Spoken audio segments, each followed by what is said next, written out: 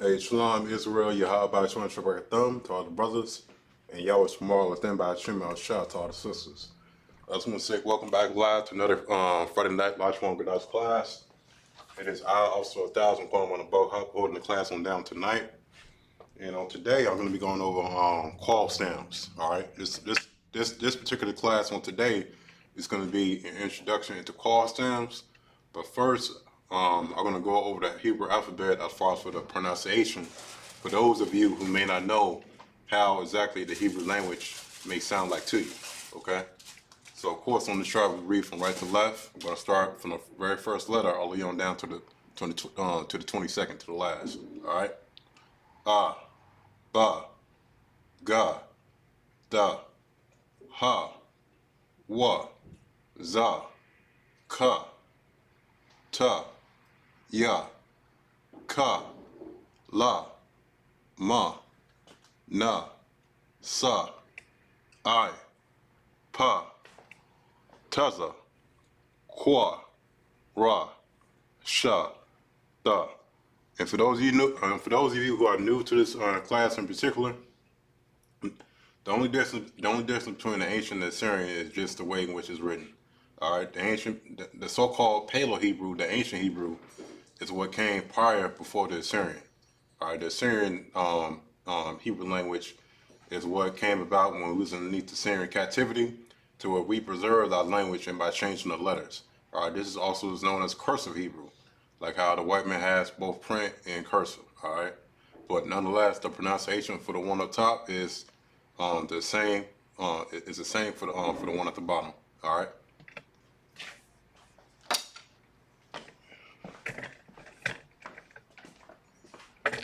All right. So now we're about to go ahead, going over here to onto the board. We're about to get into call stems. I'm gonna go ahead and tell you what a call stem is and how you can be able to identify it in the scriptures. All right.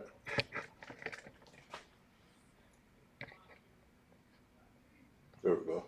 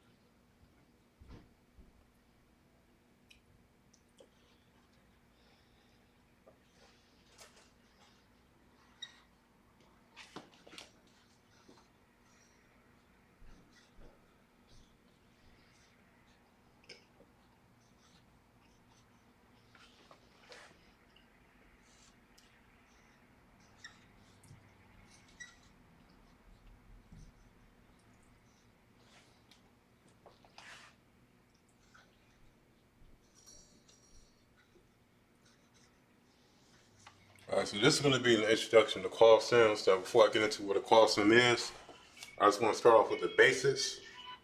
Now, when it comes to a call stem in which you will see in the scriptures a lot of times will be at the very beginning of a word, to where, let's say, um, for example, like Waya Ma, and he said. Said would be a verb because it's an action word. Okay. Now, action words are only call stems because, of course, they have verbs. All right, just a bit to cut it like that. And let's say, for an example, um, there gonna be a lot of words that you can come across when you're reading the Hebrew, or more specifically on the Tanakh, to where it would have more than one meaning. All right, because of course you have verbs and nouns. For example, let's say malak.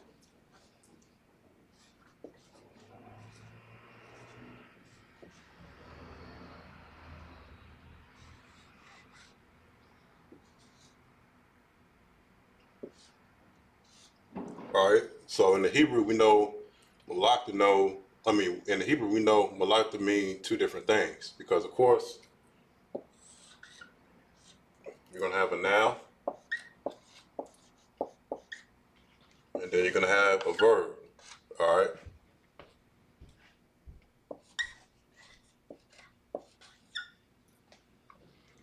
Now, as a noun, for Malak, it would mean king, because a king is a person, place, or thing. All right.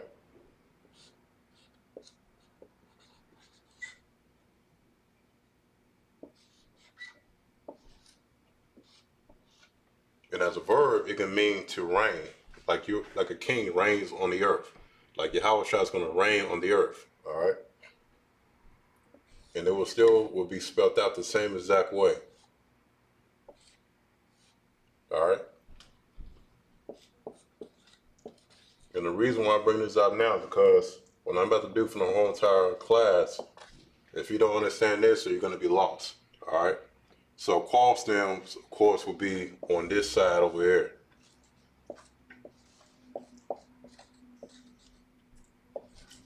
Call stem are verbs, not nouns. All right.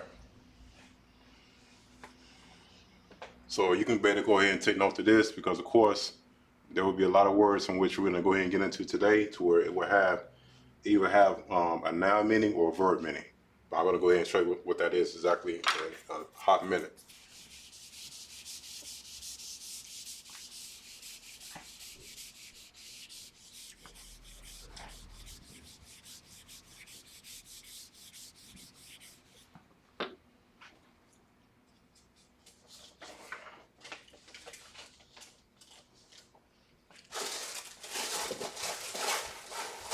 Okay. Now, in the Hebrew, most verbs forms have person, gender, and number. As in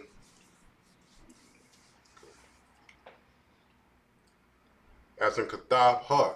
All right, Katab Ha means she wrote. So, for example, like as this passage is telling us right here that a lot of verbs will have either a person, gender, or number. Like I said, a person, place, or a thing. So let me provide an example.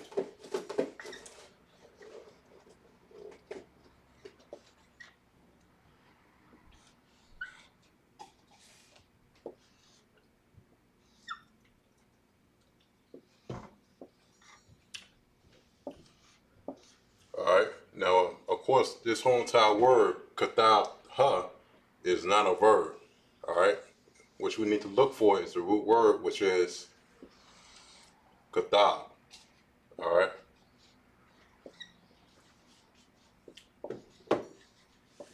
Kathab is a root word, which means to write. But the question is, who is writing? This ha at the end indicates that it's feminine because this is going to be our preposition. All right.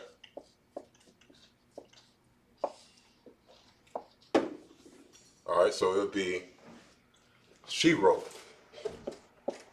or she write.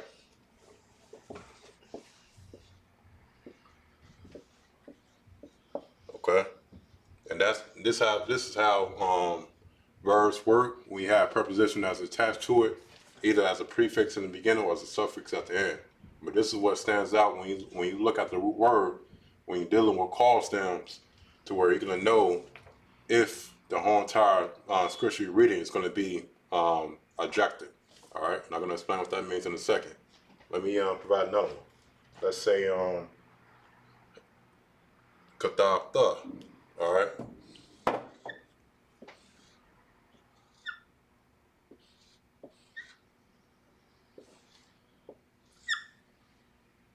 Of course, we have a root word here, which is katab.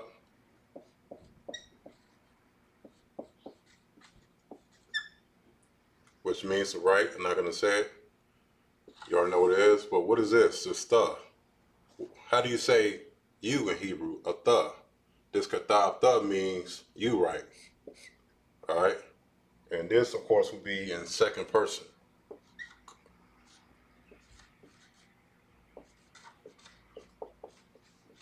All right. So this here is second person. And this here is going to be third person up here on top. All right. Because when you're saying she wrote or she write, you're speaking from a third person view. You write or you writing, that's a second person view point of view. All right. Now, what I'm going to write up on the board is it's going to be some basic person, gender, and number. So that way, when I have it up in the board, you can be able to follow what I'm about to go along with for the rest of the class. All right. But let me finish this. Let me finish this up in this passage. It says in the Hebrew, most verb forms have person, gender, and number, such as what I just wrote. Person, gender, and number are indicated in Hebrew by certain patterns of spelling, often marked by the addition of certain performatives, verbal prefixes, or subformatives, which is suffixes, all right, which are also known to be as verbal endings, okay?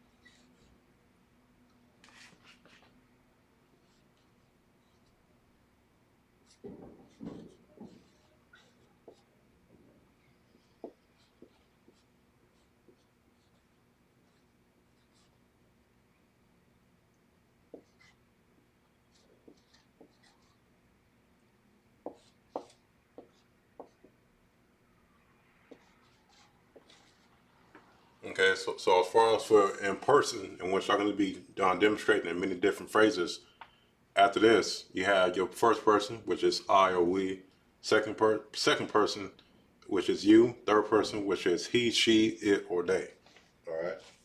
Now we got our genders coming up next.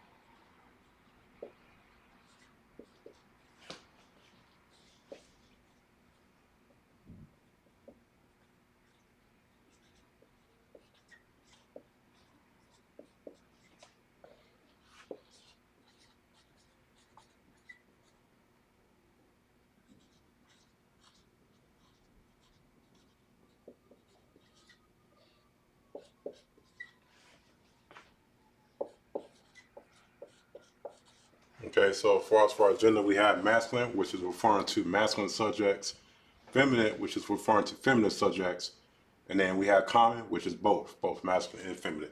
Okay. Then we have our numbers coming in last.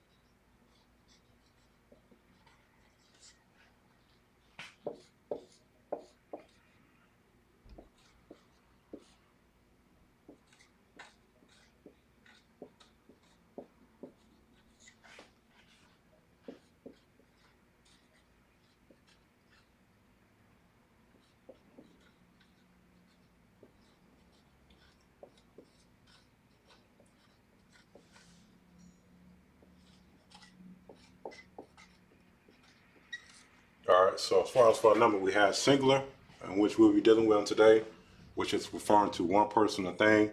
And then we also have plural, which is referring towards more than one person or thing.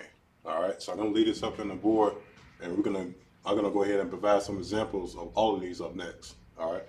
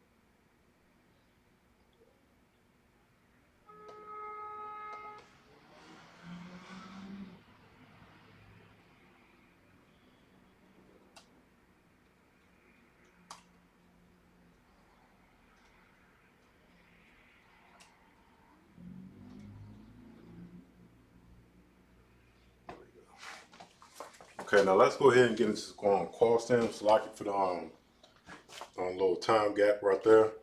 Now, as far as the call stems in this package, it's saying in the Hebrew verbal systems there are 7 major call stems.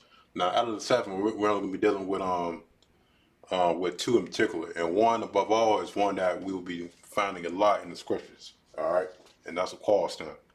The call stem is a basic or simple verbal stem. From the call stem, all other verbal stems are formed. For this reason, the Nepal stem, which is the second one, which is right in the call stem that you also find in the scriptures as well, but not as much as a call stem. Through hepatidal stems are called derived stems because their forms are derived or based on a call stem. All right, so let me put up the definition of a call stem.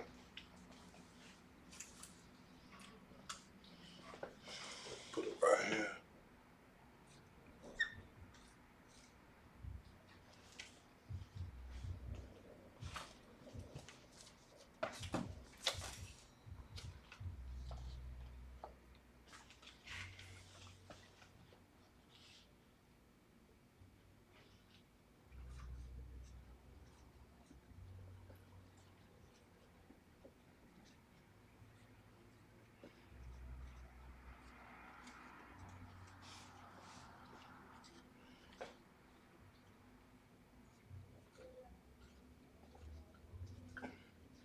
All right, I'm just gonna go ahead and sum it up like that for you as far as for the definition of a call stem.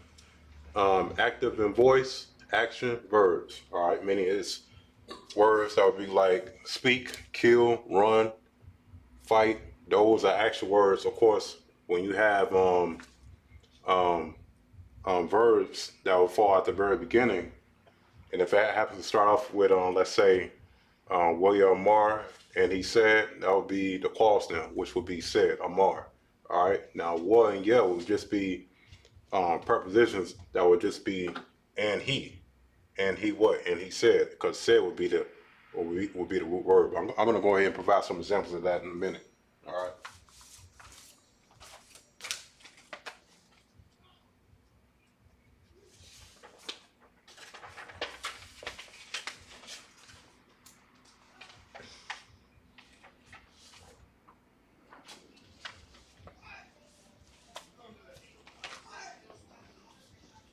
All right, so our main word throughout the entire class is going to be malak, and it's going to be the malak for the verb, which means to reign, not malak as the noun, which means king. All right.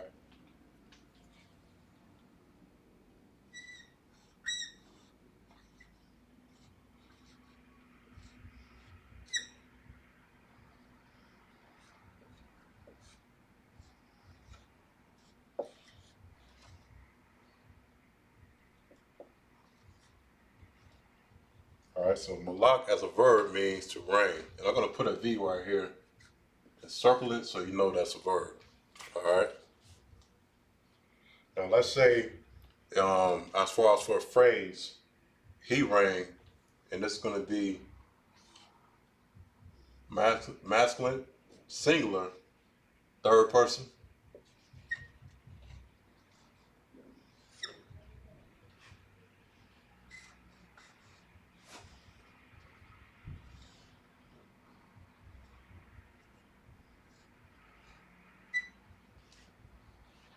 It will just be exactly as it is. All right, because of course in the scriptures, if you happen to see Malak, it can just say he rang or to reign itself. All right.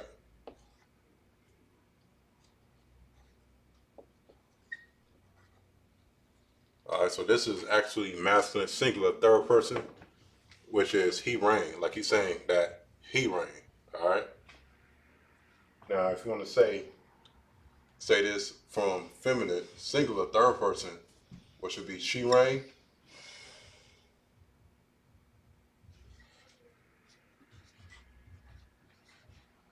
you would add a ha at the end. All right.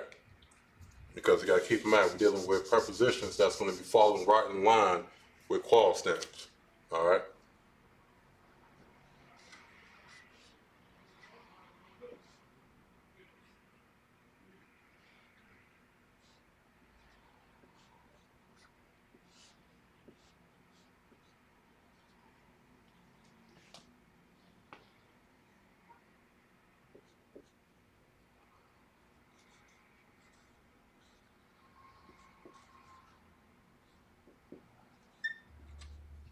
All right. So as far as for feminine singular third person, if you want to say something in general, it doesn't matter. You can not even use when I'm putting up on the board, but any verb that you would like to use, and if you want to say it from a third person feminine singular view, it could be either she reigned or she killed, but it has to be feminine singular third person. All right. And more importantly, this ha has to be at the end of the verb in order for it to be feminine. All right. So you have to put a ha at the end.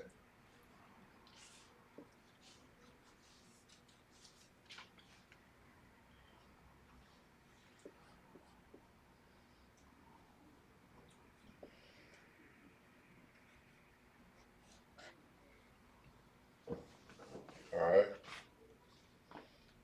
Now, like what I put up on the board earlier, as far as for gender, we have feminine, masculine, and common. This one here is going to be common. All right. Common is both masculine and feminine. So I'm going to put a C.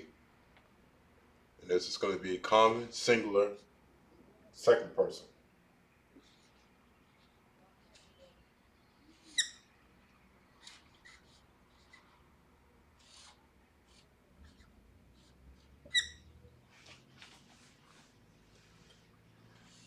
This is going to be malak tha.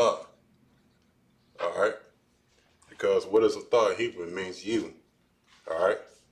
Now, as far as for at the very beginning, what I want to demonstrate, as far as for not gender, but I believe it was numbers. I believe you better go back and double check.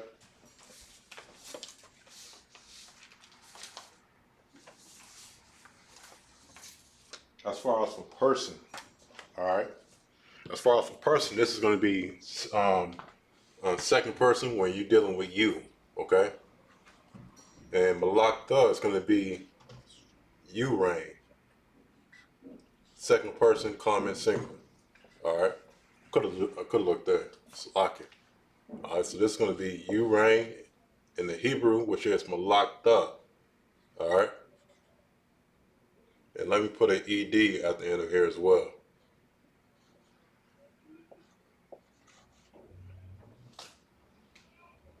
All right. So we have malak tha, which is you reign in the Hebrew, and what you do is to make it towards you reign, you just add a tha at the end. All right.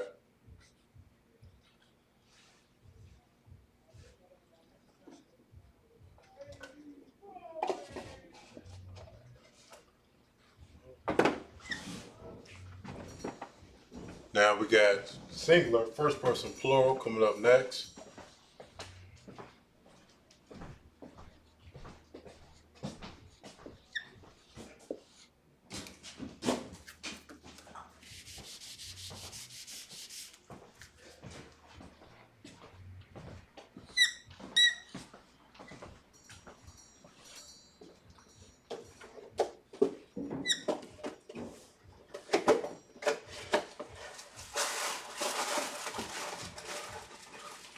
as far as for this, and by being first person plural, this is going to be the same thing like how it was for you, Rain, for the at the end. But only this the ya is plural. It's not singular, which means it's going to be you, Rain, but only when you add a the ya at the end. All right.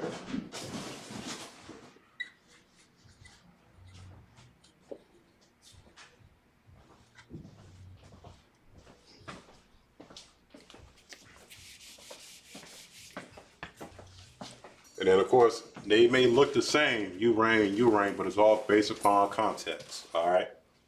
And also, as far as for it by being first person, as opposed to second person, as opposed to singular from plural, all right? It's all based upon context, all right? So this is first singular plural, malak the ya, which is you rain in the Hebrew.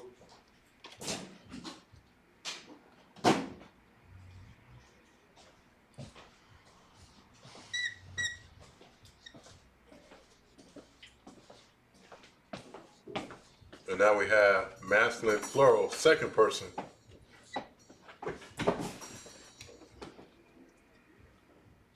It's like actually this is I rain. It's like about that I can not walking. It's actually gonna be I rain, not you rain. All right. Now as far as for masculine plural, second person, this is going to be you rain. All right. This is what I was supposed to be putting down here. All right. So this is gonna be masculine plural, second person, which would be malak.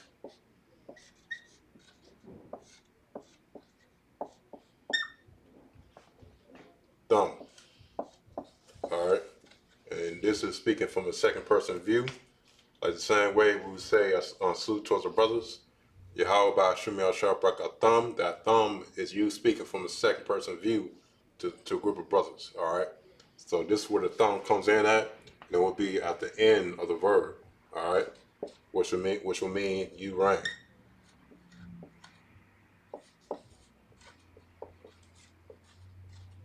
Okay.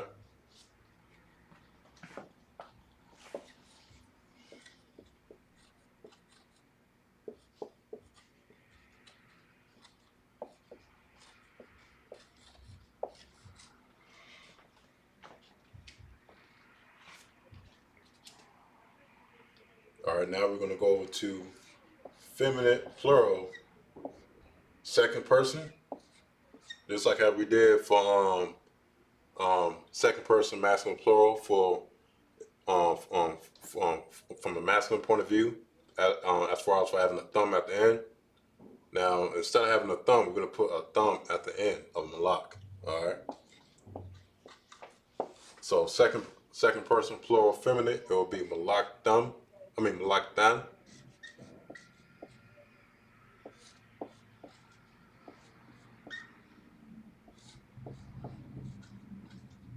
So malak dan would be you reign in the Hebrew. All right, because of course this is going to be feminine.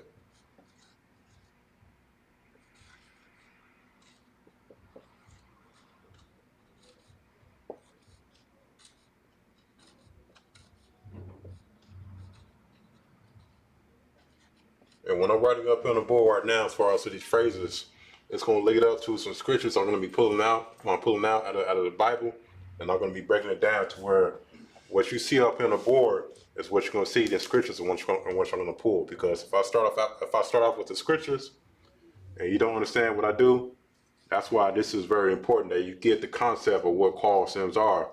And for the past few classes that I gave out, as far as for understanding prepositions, all right. So as far as from a lock thun, which is you rain, it's going to be feminine, so you're going to add a thun at the end.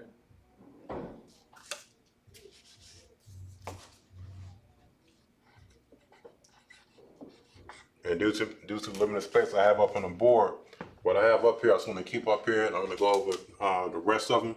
So I'm just going to go ahead and give y'all some time to write this on down if y'all need to. All right.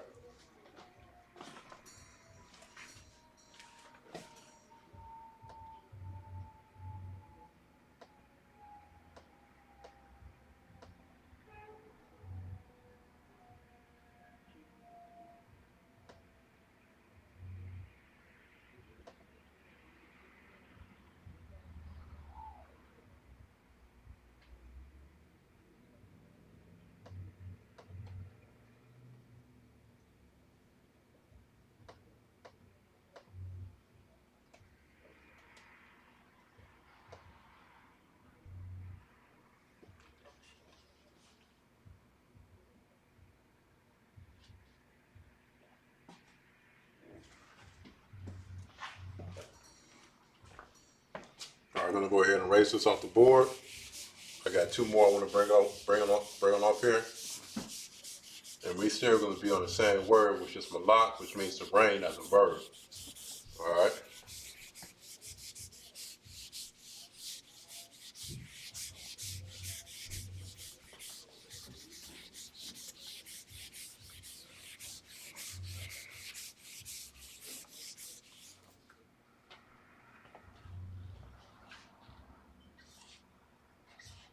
We're going to write this a little bit bigger since it's the last two. This one here is going to be common, plural, third person. And this is going to be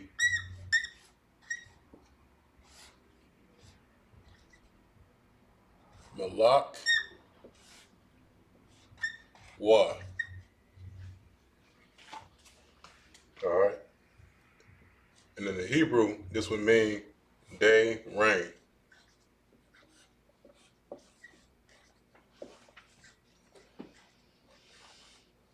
All right. Because this wa at the end is what's going to make it plural as far as what a day is going to come in at. So this is common, plural, third person. Now this here is going to be common, this is going to be common, plural, first person here. All right.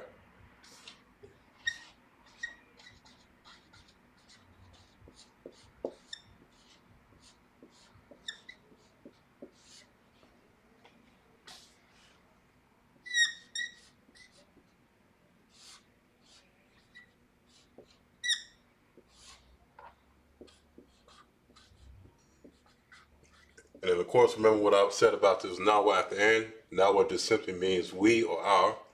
So you already going to know what this is about to lead up to.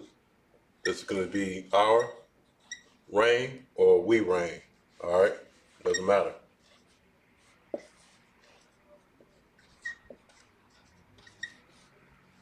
So these up here, what I put up here on the board, were just basically just some short phrases to show you what's common from first person, from second person to plural, because there are different suffixes that I put at the end of this verb is going to determine the outcome of what the phrase is going to be.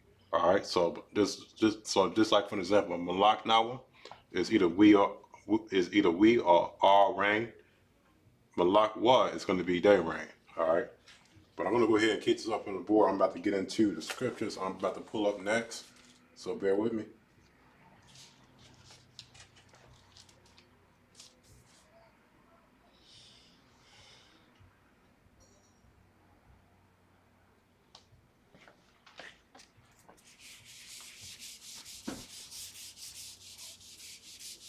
All right, so the scripture I'm about to pull up is going to be coming from 2 Chronicles, chapter 9 and verse 12.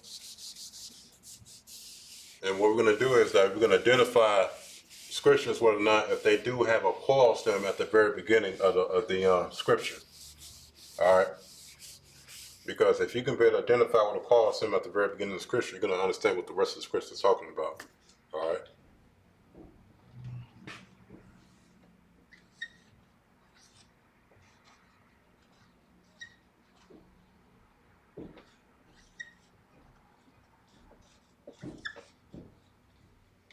All right, so I'm about to pull up 2 Chronicles, chapter 9 and verse 12. And I'm going to go ahead and read on out to you.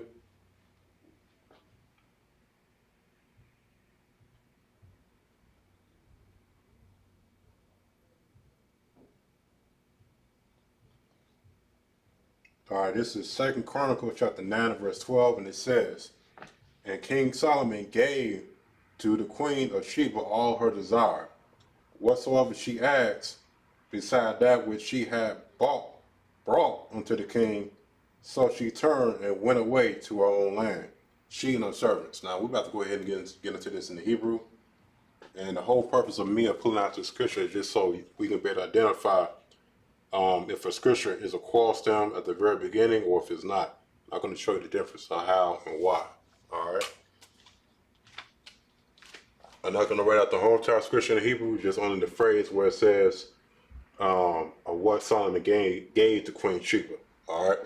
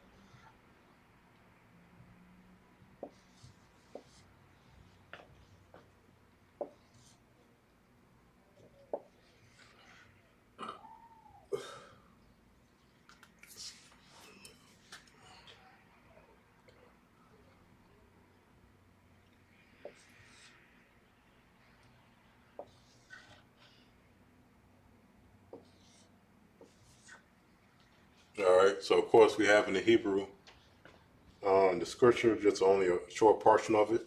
Now we're gonna go ahead and see if this is a call sign at the very beginning, right here. All right. What you want to pay attention to with scriptures in the Hebrew is the very first word. The very first word is gonna determine whether or not if it is a call stem. All right. Now you got to keep in mind it is verbs. All right. Now of course, like what I said at the very beginning of class. Now if you pay attention here, as far as in this scripture where it says maha malak, maha malak, is that a verb or a noun? Because because based upon the scripture which I just read in the English, it said King Solomon. It doesn't say reign Solomon. All right, so that's how you know that this is a noun.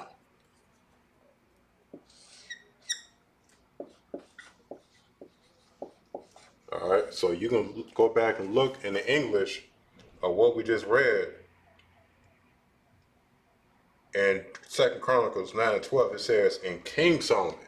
It doesn't say in reign Solomon. Solomon reigned. That's how you know that this is a noun and not a verb, to where this isn't a clause now. All right. And then we both have our prepositions right here. We got two of them. We have wa and then we have ha. All right. Go ahead, let this noise on pass.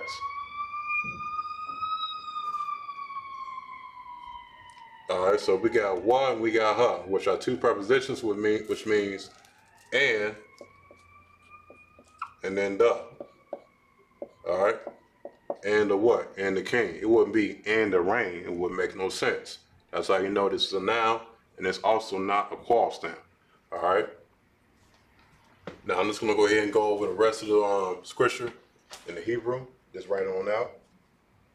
Now we have Shalamah, which is Solomon.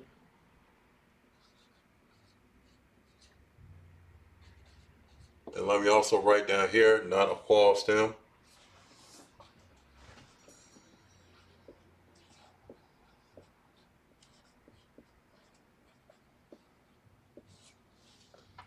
And this is also king as well. Let me actually write that up top. All right.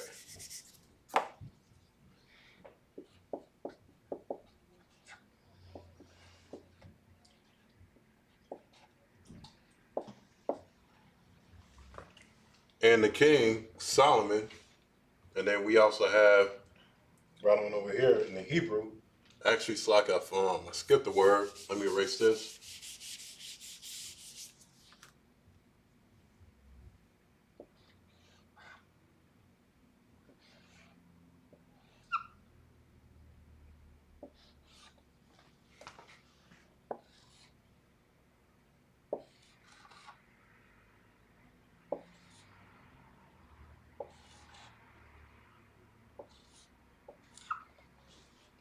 And the king Solomon gave. This is what Nathan means in the Hebrew, means gave. Gave or either give. And then we also have another preposition right here, because of course we know what malak da is, as far as for the example which I just demonstrated earlier, which means she reigned.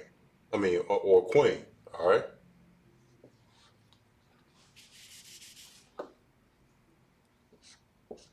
This is going to be two, the queen. All right.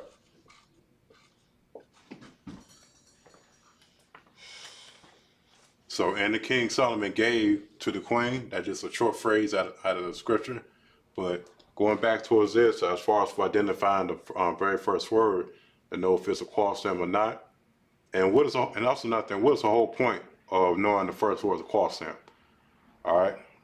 Now, the whole entire purpose of identifying a word, if it's a clause stem or not, because if it is a clause stem, then that means that the rest of the scripture is going to be adjective.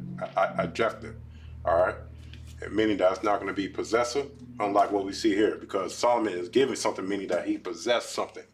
All right, but a clause stem means that it's going to be adjective, meaning that that you got an that means that you have an objective that you're willing to accomplish. All right. I'm going to go ahead and provide an example of that in the next scripture next. But I'm going to go ahead and read this on out to you. It says, and the King Solomon gave to the queen, and the Hebrew would just be Wahab Malak, Shalamah, Nathan, La Malakta. All right. So I'm going to go ahead and lead us up on the board. If you want to write this on down, I'm going to go ahead and erase this in a hot second and get to the next scripture. All right.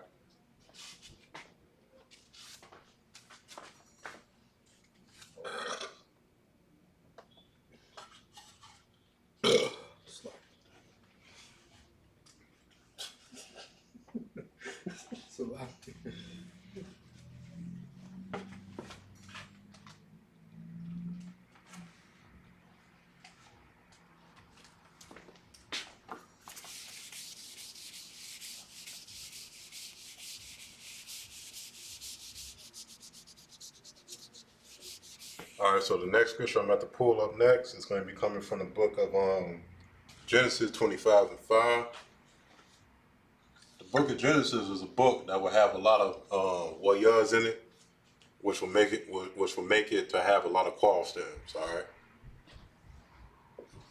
that's why this is a book that we choose here in this class on today. So this is Genesis 25 and 5. I'm about to pull up the scripture up for you.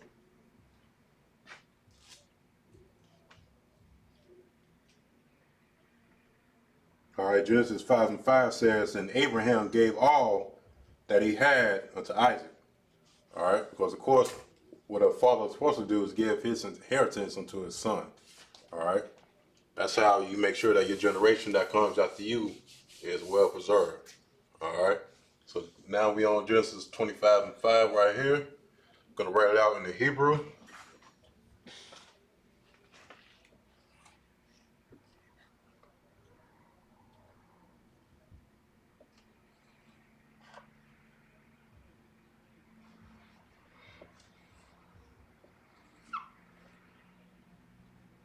And notice the first word I wrote up here. All right. I have two prepositions, which is wa and ya. And then we also have the root word, which is nathan.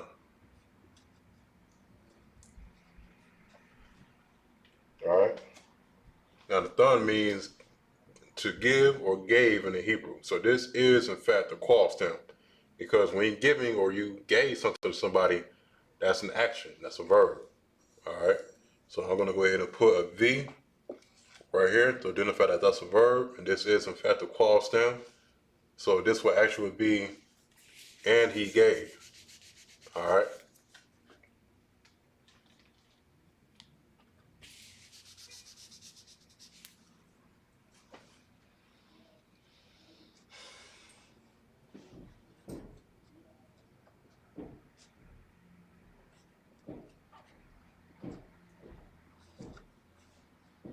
And what is the subject matter we're talking about here? We're talking about Abraham. Abraham, he's giving something. All right. So this is Waya Nathan, which is and he gave. And then we're going to have Solomon names appear in the scripture again.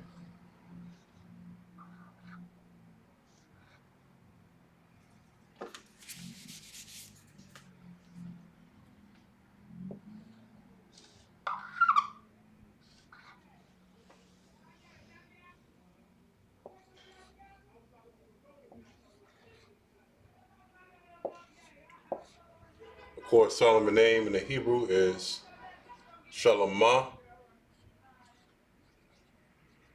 which is Solomon in the Hebrew.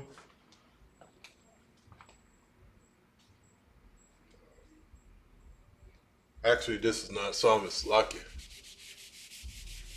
Looking at the scripture prior towards the one we just did, I meant to put up Abraham. All right.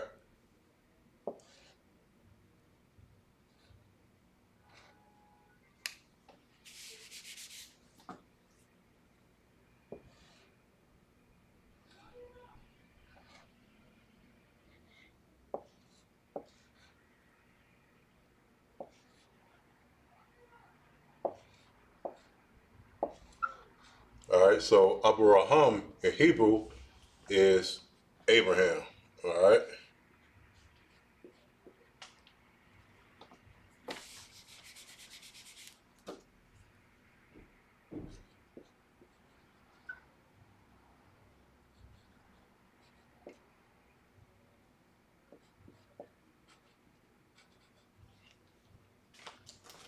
And he gave Abraham, and then we also going to go ahead and get into something a little bit different. This is something that we will always run into when we're reading the Tanakh, which is the Old Testament in Hebrew. I'm going to go ahead and write the rest of this right here in the center so I can make it break it down for you.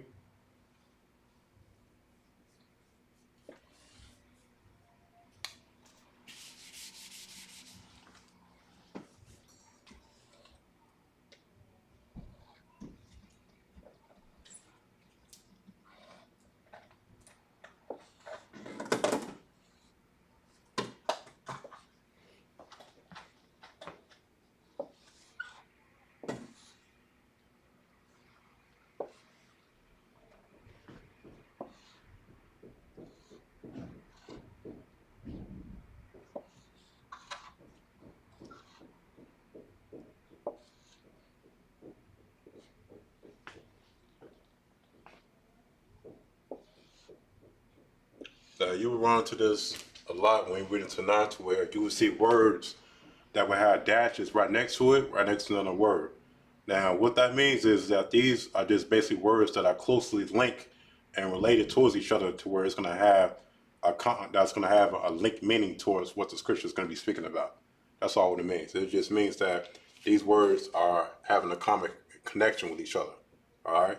So now what I'm going to do is, when I finish this, I'm going to put it up top with the rest of the scriptures. But first, I'm going to break these on down for you so you can be able to understand what this is. All right. So we have a thah. A thah in the Hebrew is you, but it can also have other different meanings as well, other than you, which a lot of people may not know about. All right. So it could be you. It could be, and then of course, remember what I said at the very beginning of class, words have different meanings if it's either a noun, a verb, adjective, or whatnot. All right. So you have you have near, you also have with. Let me put a parentheses right here. Relationship.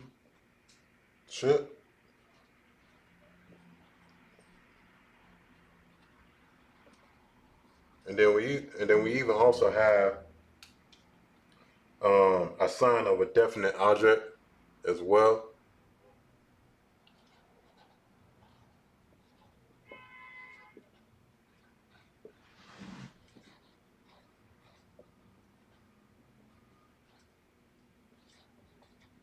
Now, which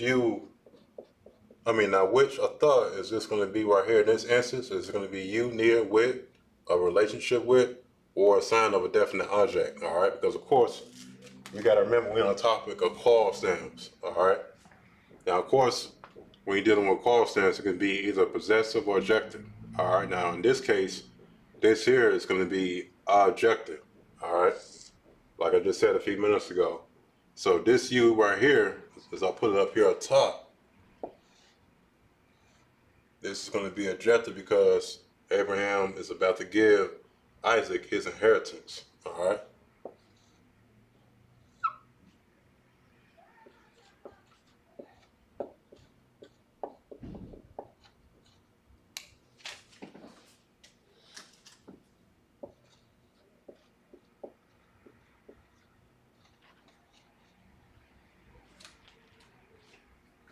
Well, actually, let me just put object right here.